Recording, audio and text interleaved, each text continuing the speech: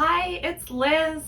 I just took this trip with my dad to South Carolina, and we visited the Southern campaign of the American Revolution and also some beautiful sites in South Carolina, including the Magnolia Plantation and Gardens. This is day one that I'm talking about now. We had a wonderful time. We decided we were going to go to this plantation. It's very well known and very well known for being gorgeous and beautiful.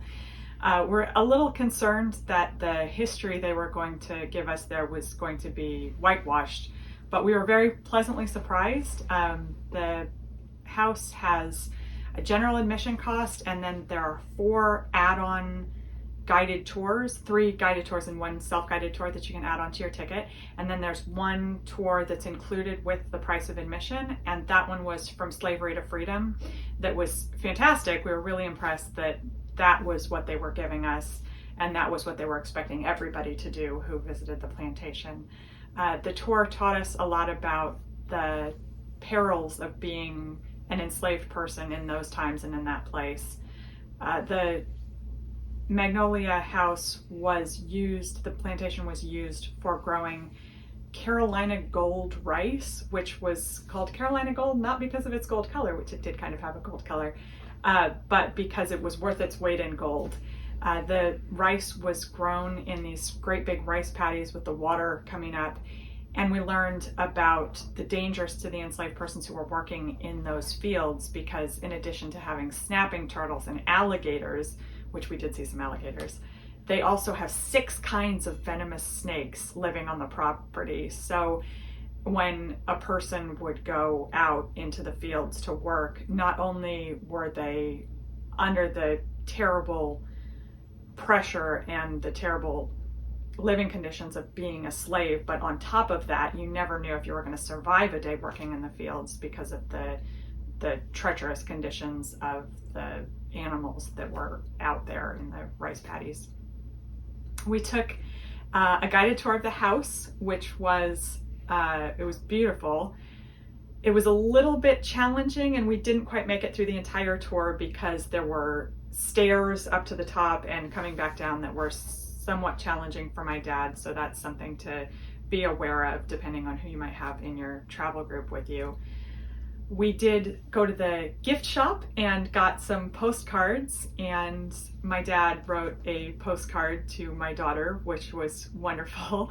It was a picture of an alligator on it. We also went on a boat tour of what used to be the rice paddies and are now ponds full of duckweed, and also in those areas we saw alligators. That area, all of that area has been converted into an environmental preserve for all the wildlife. We saw beautiful birds, an anhinga and some other egrets and other beautiful giant birds flying around and resting on the branches in the rice paddy. We took a nature tram tour where we got to see some more of the wildlife in the area, and we also, on our Slavery to Freedom tour, we got to see 4 preserved houses, cabins, where slaves had been housed, and each one of them had been preserved to a different time period. So the first one was the 1850s, the second one the 1870s, then the 1920s and the 1960s. These cabins had actually been occupied all the way up until the 1990s. So we were able to see the conditions in which slaves would have lived. Each cabin was divided into 2, and there was a family on each side. And then later in the 1870s, in the Reconstruction, the entire cabin would have been used by a single family. And then 1920, there were newspapers lining the walls to keep in the heat, and they had copies of newspapers from the 1920s actually lining the walls, so we could see what that would have looked like. And then in the 1960s, obviously being the newest one. We had just a wonderful time, and that evening we went ahead and visited Eutaw Springs, which was a very short but enjoyable jaunt for us. We drove to where the GPS told us to go for the Utah Springs battlefield and found a boat dock and no cemetery or any evidence that it had been a battlefield.